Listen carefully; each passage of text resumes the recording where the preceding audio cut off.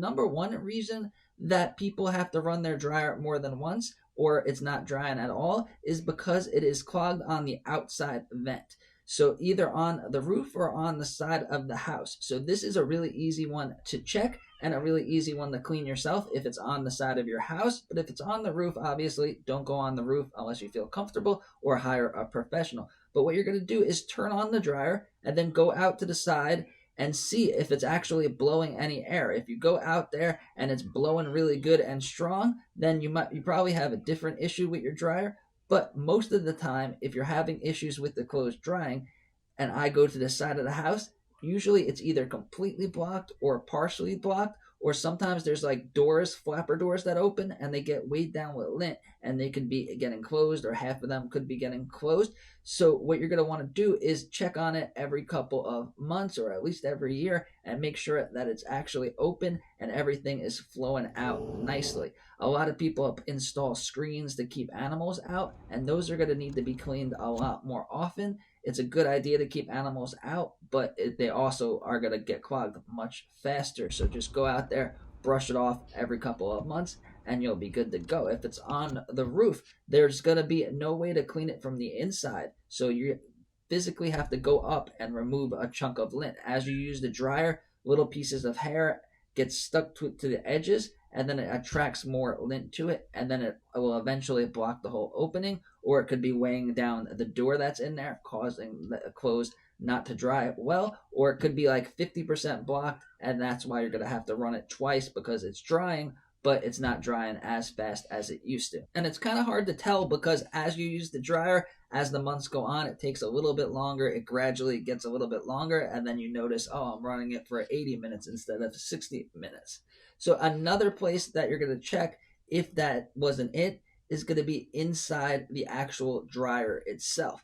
A lot of my customers were shocked that they're having issues with their dryer because their vent goes right out the side of the house. Some of the worst clogs I've ever seen were when the vent goes right outside of the house because people don't think about it. They think it's a short run. They don't have to clean it as often, and it's not really a big deal. But the inside of the dryer, no matter what kind of dryer it is, as you use it, the lint is going to accumulate and it's going to all go to the bottom. The dust is so fine that it goes to the bottom, and then it starts building up. And then also, even if you clean that lint screen every time you do your laundry, you're still going to have lint in the lint trap down there. My wife makes me clean this part like every couple of weeks, but it's really easy to check and really easy to clean. Just remove your lint screen, shine a flashlight in there, and you'll probably be horrified with the amount of lint that is in there. They sell really inexpensive attachments for your vacuum. I'll leave them linked to the video, and you just attach it to your vacuum. You use a little brush, and then you get it nice and clean.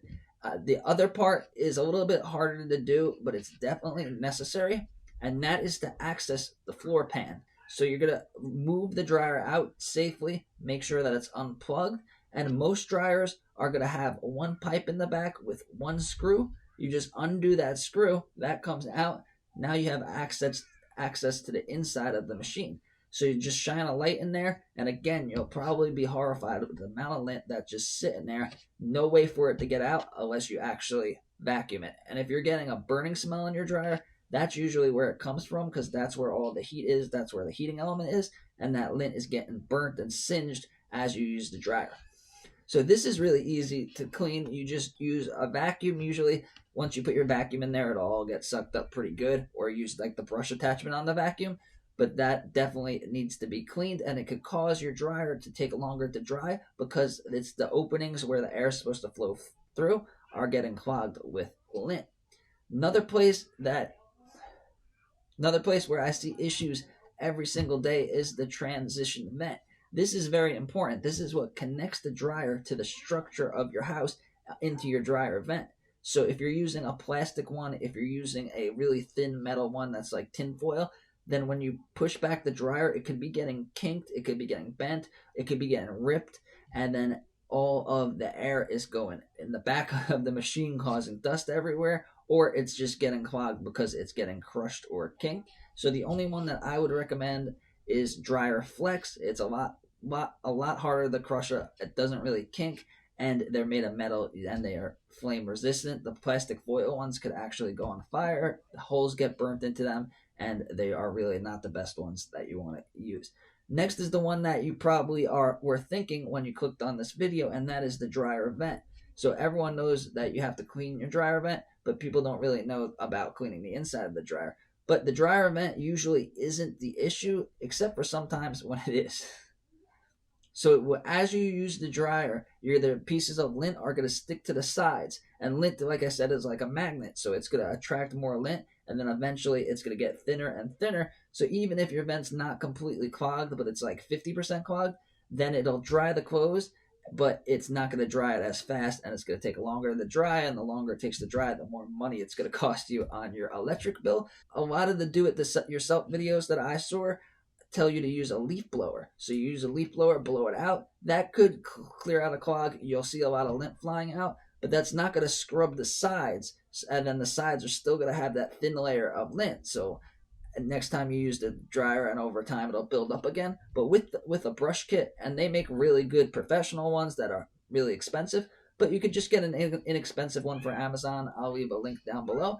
And you just connect your vacuum, and then you brush it. It brushes all the stuff off. The vacuum sucks it all up, and then it's nice and smooth, and it won't clog as fast as if you just use the leaf blower.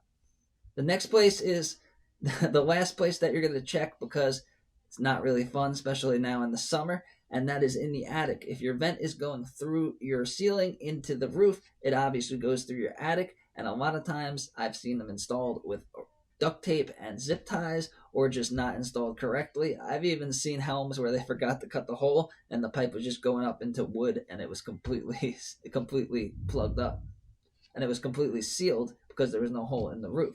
Now this one, it would be hard to notice because your dryer will work. It might just take a little bit longer because it's going somewhere. It's going in the attic, but it's not going outside of the house. So definitely, if you haven't checked your attic, you should check it every couple of years. Make sure everything is connected in there, because there's a lot of heat, a lot of vibration when you use the dryer, so they could get rattled and fall down. And if you want to learn how to clean your dryer and your dryer vent yourself and save money, check out this video over here.